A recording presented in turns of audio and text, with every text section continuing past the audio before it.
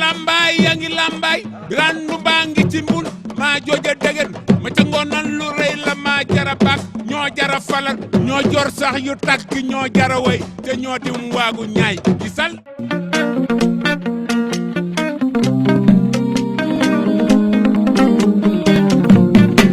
kullu kuy bare way wi yaa ko moome waaw nañ ko di leen sargal di way we yande doro yutu falandike jërëjëf mbokku téléspectateurs yi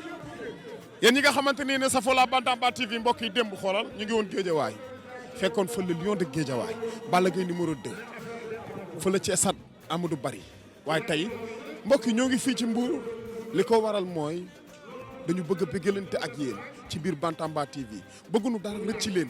ci diggante Bombardier ak Balla Gaye numéro 2 combat revanche bu doy waar waaye nag maa ngi lay bëggee bu baax a baax Cheikh Ba Ndiaye borom Touba Jembere taalibe Sëñ Abdou Karim Mbacke bi borom Makarimal Akhlaq nit ku baax nit ku bëgg Bantamba TV maa ngi lay nuyu mais mbokk yi Mbour la ñu ne Mbour géej waxoon naa leen ko Balla Gaye la ak Bombardier loolu du yomb la Donkin lañ ci àndal Gaston Xaali Mbengue waaye nag drapeau Alaaji Mansour Mbaye moom la ñuy bëri un grand monsieur dans ce pays Alaaji Mansour Mbaye moo tuddee woon Abdou Diouf le gardien de la constitution nit ku bari valeur la bi Abdou Diouf demee Abdoulaye Wade ñëw ñu laaj ko le gardien de la constitution kan moo ko moom mu ne leen ba tey ko moomoon moo ko moomoon ñu ne ko kon looy jox Abdoulaye Wade mu ne leen le président de tous les Sénégalais bëggul kenn mer géwul pire nit ku bari valeur nit koo xamante ni jikko ji dafa rafet Abdoulaye Wade dem Macky Sall ñëw ñu ne ko le gardien de la constitution kan nga koy tuddee mu ne leen ba tey ko moomoon moo ko moom ñu ne ko kon looy jox Macky Sall mu ne leen l'homme des grands chantiers de Dakar yàlla na fi yàgg te wér dundal sunu baay Alaaji Mansour sa drapeau du mën a yomb Mbour la ñu ne Alpha Kamoon gars yi ma nuyoo ma xool maa ngi leen di bëgg sama gars yi bëgg naa la naka waaw bëggewaat lépp jàmm waaw. Mbour lañ leen fekk diggante Balla Gaye ak Bombardier. waaw di entraîné suñu mbëri Balla kii Bombardier mu daan 2-0 doon wax affaire Bombardier ñun waa Mbour ñëpp dañ jàppale Bombardier yóbbu ko stade mu daan Balla Gaye ñu ñibbi si Mbour fete ko le premier Balla Gaye mu Bombardier mooy daan ñu fete ko fii ci Mbour bëggee ñëpp 2-0. bëggee. ñun Bombardier maa ngi bëggee. dina bëggee naka mu ñu ngi sant bu baax wax Bombardier. Bombardier bon dinañ ànd ak moom comme ñu ànd ak moom premier combat bi ñaanal ko yàlla may ko ndam ñu wër sët si kaw Balla Gaye rek mais di wax leen gars yi rek Balla Gaye Bombardier ñoo mente xaalis quoi ñun nee lañ si am yóbbu suñu mbër gunge ko ñu yàlla may ñu jël amul xeex amul xuloo dañuy dem si jàmm lu ñu yàlla may ñu jël ñaan yàlla may ñu ndam rek ba Alxuraan non violence. ba tey bàyyeeguma leen ñoo ngi fi Mbour Bombardier moo ko waxoon guddi Mbour yéen kan ngeen di supporter. ñun Bombardier 52 rek la ñu wax ñun. Bombardier mu gaaw daan ko rek ñu ñëw jox ñu ndam ñuy toog di ko xaar. guddi Mbour lañu wax ñun. guddi Mbour lañu wax ñun. B52 moom lañu gëm. la woon foo woon rek waaw. lambu laa lay wax moog Balla Gaye fii la woon open presse fii la woon moog Modou Lo fii la woon tey ñu dellusiwaat fii ni encore ak tey nee nañ la mbëru attaquant du daan Bombardier lu leer laa lay wax ne fii laa la waxoon intéressé woon nañ ma waxoon ko fii si stade municipal ñun Mbour lañ dëkk Mbour lañ am Mbour la ñuy tiitaroo barki maam Cheikh Fall Bombardier deseelatuñu dara. la moo tax nga ne mbëru attaquant du daan Bombardier. xam nga lu tax seetaanal Bombardier fi mu départ ki xam Bombardier tax ma yore fi mu départ ba fi mu toll ba xam benn mbëru attaquant mas na koo daan wala déet mësul am leen na ngay def stratégie nga ko def sëgal ko min mu daw daan boppam te Balla Gaye lu leer laa la wax du daan Bombardier si kàttanu yàlla du ko daan 2 heures sañu koo bañ rang muy gaaw rang lan ngeen bëgg a wax Bombardier diggante Bombardier ak Balla Gaye. Bombardier Balla Gaye dama gëm ni bis ba Balla Gaye bu dëgalee boppam dina xam ni booy bi booy Mbour la 2 fois roi des arènes moom dong ko fi def na gëmal boppam ni moom ci wàllu boppam ndam di day ñëwaat moom ci wàllu boppam 3e roi des arènes Bombardier moo ko fi indi dina def lu làmb joo xamante ni du ko def ci nit bu boobaa di nga xam ne Balla Gaye li muy wax na ko dëggal boppam de na taxaw moom gëmmal boppam ni moom ci wàllu boppam na dëggal boppam ba xam gaynde la nee ko góoru ndar la du toilette rek lay def ci làmb ji. B52 mi ngi noonu di dugg si Alpha jëlal loolu kooku mooy Bombardier Amadou Mbaye le grand monteur Bombardier mi ngi noonu di door a dugg si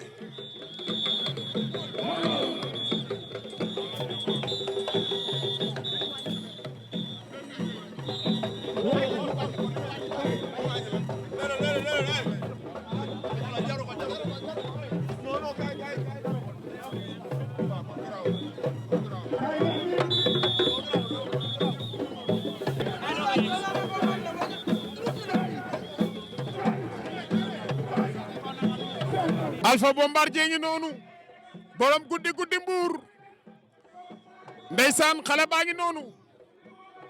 l'homme de 25 décembre 2002 maa ngi fàttaliku keroog bi muy bëri ak Mike Tyson ndeysaan un grand champion moo nekk nii tey ñoo ngi fi mbuur ñu ànd ci Gaston Xaali Meng ndeysaan guddi mbuur la wax waaye nag combat revanche la Balla Gaye numéro 2 di bëri ak ki nga xamante ni moom mooy Bombardier ne 2-0 Balla Gaye ni ko 1-1 kon loolu lu doy waar la l'histoire tiendra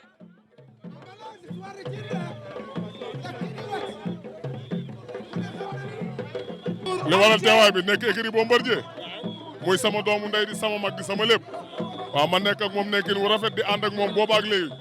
waaw ñu nekk ma nekk écurie nag ñuy dund lu rafet. naka ngeen di préparer combat. waaw comme ni ñu doon préparer combat 2-0 wala 1-1. non 2-0 lay doon Balla xam na ne sax 2-0 la coow lay bari rek ak micro yi wër ko muy wax li ko Bombardier waxoon. Balla nee na bu ngeen xeexee mu duma leen. moom day bëri mu day sóob Balla Gaye mënta duma Bombardier ku dul moom sax du duma Bombardier pour mu leer moom bu taxawee moom ñu duma ko moom du taxaw man xam naa loolu. Balla fee laa ko teg dañ ñëw rek sàppali non dama ne nitu ay nitu Dakar ngeen te ngeen may bañ ngeen laal ko Balla fee laa ko def te dama jour wa damay ñëw rek sàppali dem ñibbi ñaata minute la wax noonu la ma may. fan nga ko def. du ma ko wax agum Balla ñaata minute la wax. fan nga ko def. Balla ñaata minute la wax ba pare. Balla waxul ay minutes. dafa nee na may nañu 3 minutes Balla 3 secondes bu ñu defoon premier combat ma dóor ko mu daanu barke Serigne Touba bii mooy gën a yomb sax gën a may ñëw rek jàll la.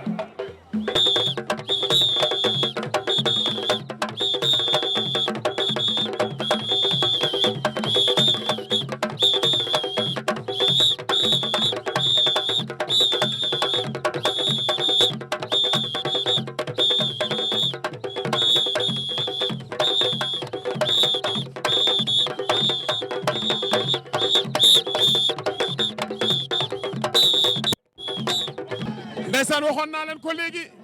l'homme de 25 décembre 2002 Bombardier mooy doog a wàcc si noonu l'homme qui a terrassé Modou Lo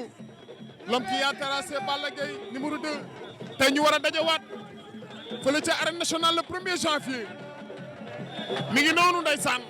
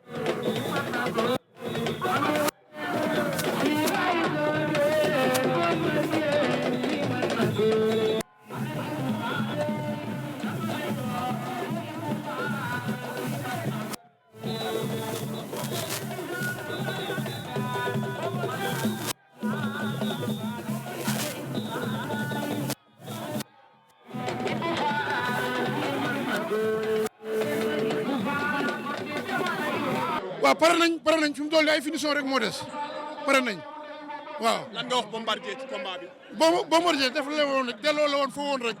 incha allah rabi yàlla sunu borom may ñu ndam. 2-0 ngeen bëgg a wax. incha allah 2-0 nee na 1-1. ñooy bëre ñooy xeex ñooy daan bu soobee yàlla. Balla nee na bu ngeen xeexee mu duma leen ngeen bëre mu duma leen. waaw loolu moog Bombardier la ci biir géew bi.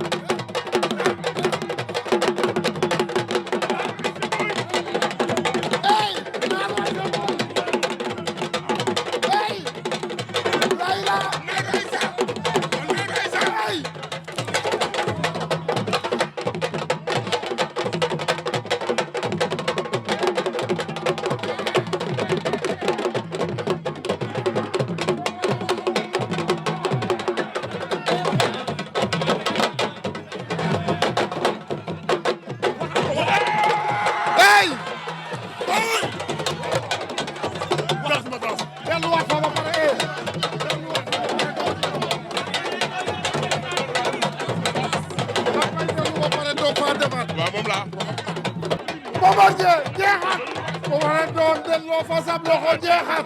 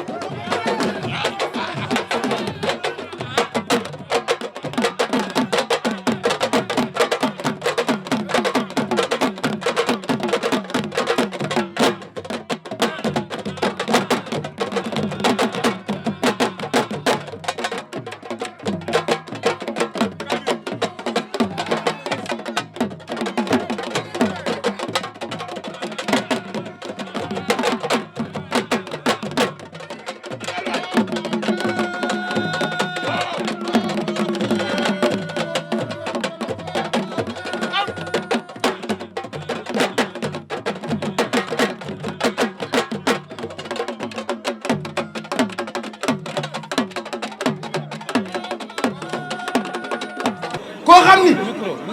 dafa bëre ak ay magam daan leen bëre ak ay moroomam daan leen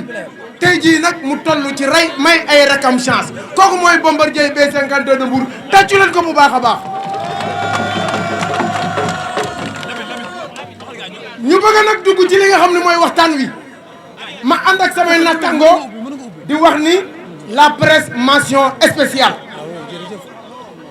ñi ma nekkal ci kaw nag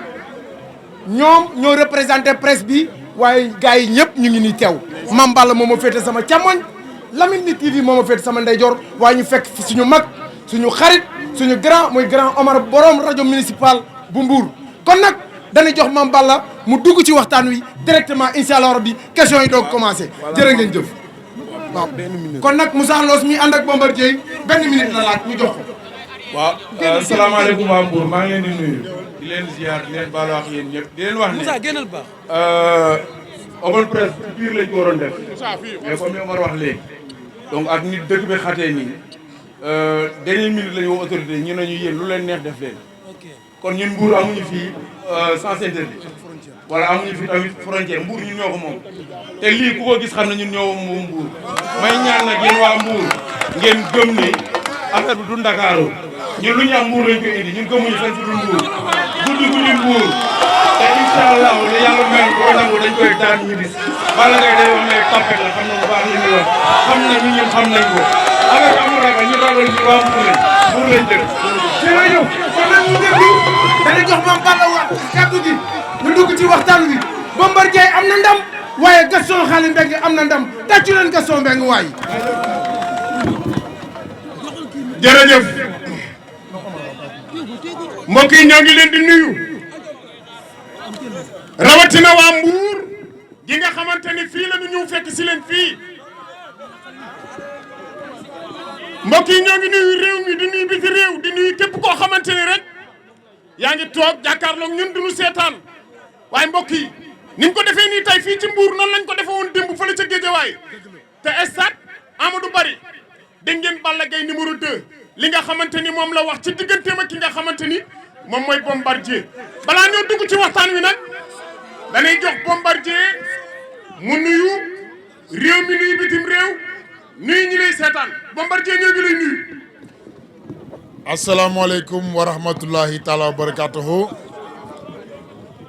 maa ngi am contentement bu mag di nuyu waa Mbour di nuyu waa Sénégal parce que léegi à travers internet foo mënti nekk si adduna bi da nga koy mën a seetaan en live mais bala may def dara dafa am benn leeral ma bëggee indi rek benn leeral bu gàtt te man maa gën a mieux placé pour leeral ko mooy stade Caroline Faye moo nekk nii sunu ginnaaw moo nekk porte bi lañ nekk tey ku nekk xam ne dafa nekk si ay travaux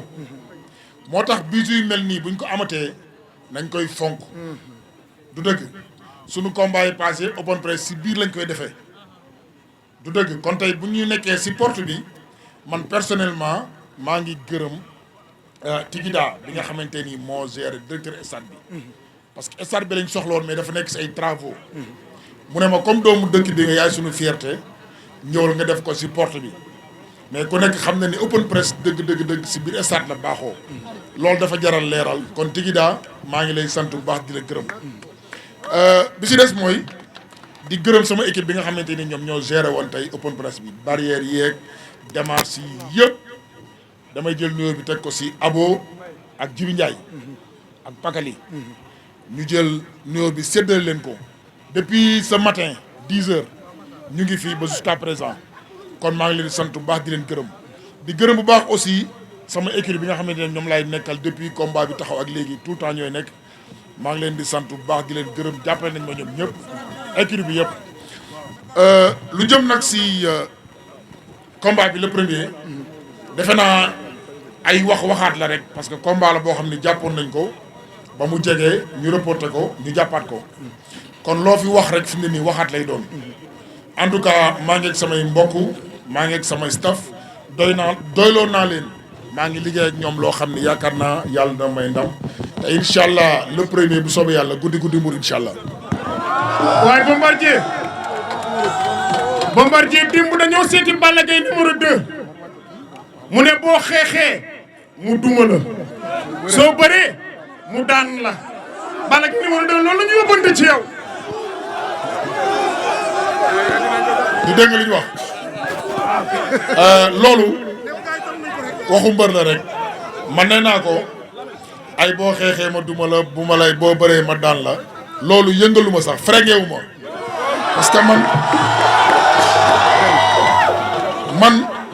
man duma góor yàlla bu ñuy tëkku ay boo xeexee ba xolal lu mu mën a wax na ko wax le premier incha allah rabbi soreetul li si des mooy jëf ñu ngi ñaan yàlla le premier yàlla may ñu dem incha allah rabbi. Balla Gaye démb dama ko laaj ci stade Amadou Barry ni ko Bombardier nee na bee passé yaa ko mayoon 2 minutes bii nag da lay dégluwaat nga mayaat ko li nga xam ne mooy ay heure wala ay minutes nee na tey du la may benn minute bu arbitre bi sifflé rek mu ngi sa kaw loo koy tontu. waaw man li ma leen waxoon laay waxaat rek am na loo xam ne moom na si sakkanal batterie toujours moo ko ay boo daweek boo arbitre sifflé parce que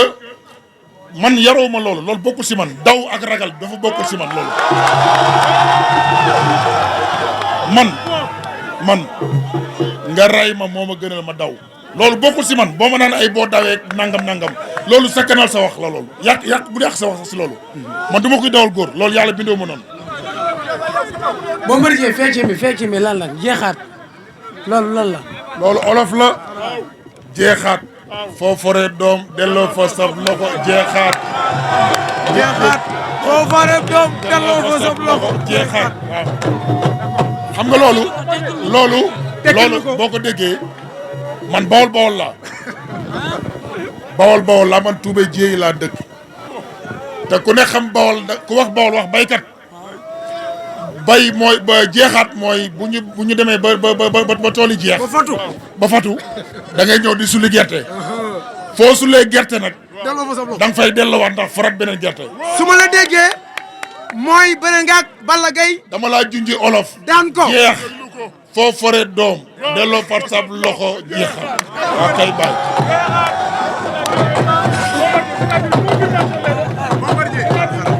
dañoo toll ci jamono boo xam ne nii violence dafa bëri ci lamb bi.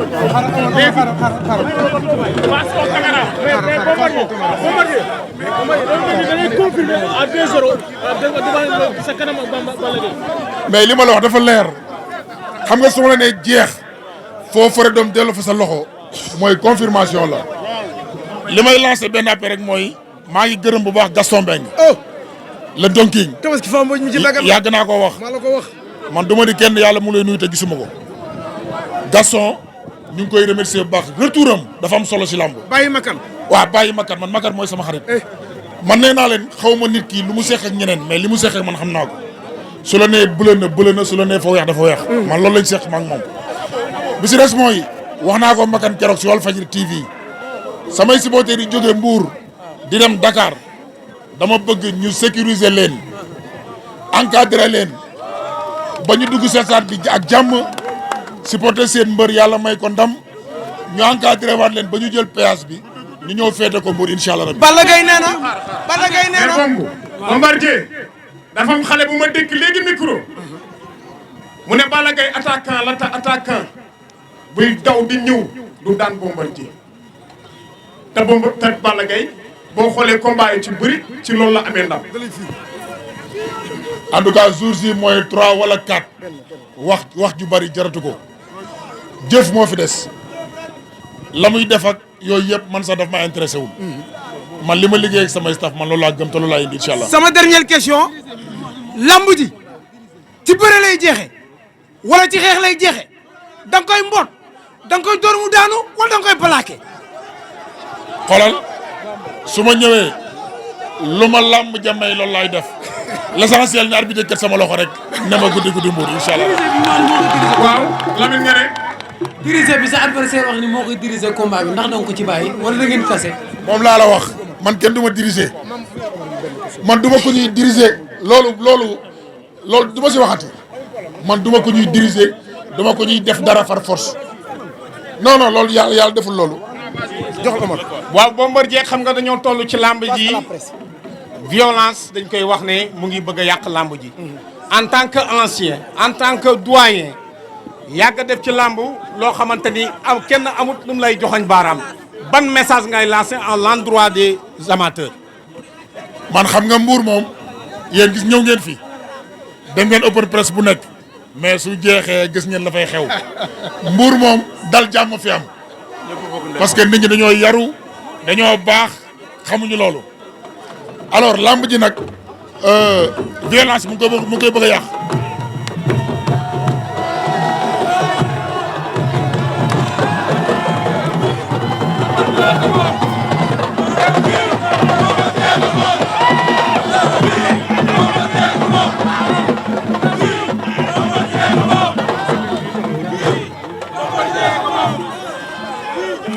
ok violence bi waaw am na solo. donc violence bi ma nekkoon mooy. arène bi violence mu ngi ko doon bëgg a yàq ba ñu jox yenn image yi làmb te loolu yaakaar naa ni du lu baax si image yu sport làmb soxlawul loolu boo gisee tey soirée bi ñu gas a organisé loon man après dama si am ay appel yu bëri ñu ne ma vraiment rafetlu nañ ko làmb lii la soxla. adversaire bi pour samedi la si géew bi entre 17h la 19h 20h nañu ñibbi mais bu ñu passé nag mbër yi ay noble lañu. voilà donc li si des mooy sant ñëpp di gërëm ñëpp di nuyu nag sama autorité dëkk yi di leen wax ni monsieur le maire Fallou Sylla maa ngi koy nuyu di ko oo si combat bi Saliou Samb daan nañ ko sollicité bii dama bëgg mu dugal si loxoom Cubu tey dem naa këram seeti ko vraiment mu defal ñu teraanga te nañu gën a jàpp si làmb ji ñu ngi gërëm ñu ngi nuyu aussi Cheikh Issa Sall ñu ngi koy woo si combat bi na si dugal loxoom Siré Ndiaye ñu ngi koy woo di ko wax mu dugal loxoom si combat bi maître Aïdara maître Tall ñu ngi koy woo di ko wax ne dugal loxoom man li ma soxla mooy nañu mobiliser xale yi jox leen ay car jox leen ay billets jox leen ay t-shirt ñu dem supporter ji Ousmane Gueye maire Saly maa ngi lay woo di la wax nga dugal sa loxo si combat bi Maguette Sène dafa def geste boo xamante ni dafa geste noble la combat bi passé dañ ko sollicité mun na dina jàpp ñu reporté combat bi mu ne dafa am loo xam ne sama kaddu su ma jiitoo dama koy def su ko neexoon tey mu ne combat bi reporté nañ ko damay téye sama loxo mais dafa yëkkati teraanga joxe ko ne comme xas naa ko wax dinaa ko def te buñ jàppatee date bi nañ ma ko waxaat ma jàppaat kon Maguette Sène maa ngi lay gërëm bu baax si geste boobu nga def kontaan naa trop Omar Sy aussi daan na jàpp suñuy combat bu baax ñu ngi koy oowaat di ko wax mu jàppaat si combat bi waa garage suuf ñoom ñëpp maa ngi leen di woo di leen wax ne ñoo dugal seen los combat bi Pape Diouf bu Ngexo aussi avant muy nekk maire daan nañ jokkoo mais bu nekkee maire ba léegi gisanteetuñu dama koy wax haut et fort Pape Diouf yow xam nga bu baax ni ñun ñu jàpp si promotion pour nga nekk maire xam nga ko bu baax parce que ñoo ko njëkk a tëggal làmb foofu kon nag suñu amee combat dëkk si Petite Côte bi ñu ngi lay woo pour nga dugal sa loxo maire Ngaparou aussi maire Ngaparou yi Mamadou Mbengue ñu ngi lay woo di la wax nga dugal sa loxo maire Somone Boucar Sadji dugal sa loxo si combat bi Mbour am nañ autorité yoo xamante ni xajuñu arène nationale waaw Pape Sylla xam naa ne xat na mu ngi si campagne yi mais maa ngi koy remercier bu baax waa Gora B52 kokoy Gora B52 maa ngi koy siyaar waaw dafa am koo xam ni sama xarit la muy Gora B52 Gora oto t-shirt lépp B52 la si def baaxu si dara moo nekk nii ngay gis nii kee mooy Gora B52 waa garage su maa leen di ziar bu baax voilà ziar naa leen bu baax waa presse bi aussi maa ngi leen di remercier bu baax parce que déplacé wu nañ jóge Dakar ñëw yemale def 50-50 kon nag ñu ngi leen di remercier di leen jox rendez-vous le 9 nag dañu am benn gala bu mag ak Los Production ñun ñoo ko tëgg kooku nag dañ bëgg bu ñu amee ndam ba pare incha allah rabi fa lañ koy feetee incha allah bi le 9 fii si Mbour. mais Balla Gaye ku ne xam na ni dafa am slogan bu mu génne daf ni lawoon fowoon dana tàng dana neex. bu xeexee ma duma ko bu bëree ma daan ko lan mooy slogan Bombardier. mais attends yow Serigne. waaw lawoon fowoon bu amee mu dee.